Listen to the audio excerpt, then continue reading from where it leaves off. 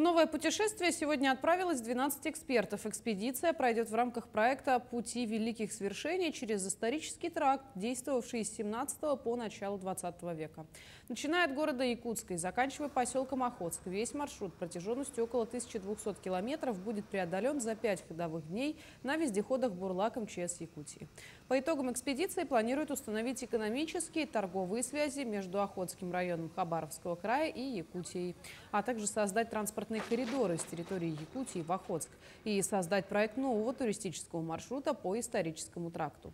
Организаторы планируют привлечь внимание и популяризовать 400-летие освоения России Дальнего Востока и исторической роли в этом Охотска и Охотского тракта к перспективам развития как транспортного коридора с выходом на океан к сегодняшней экономической, культурной, образовательной ситуации в регионе. В 2032 году Россия будет отмечать 400-летие Дальнего Востока. И в рамках этих знаменательных дат вот этот вот проект Якутск-Охотск по следам Витуса Беринга, первый проект, который связывает Якутию и Хабаровский край. Со своими коллегами с Усмайского улуса, с Охотского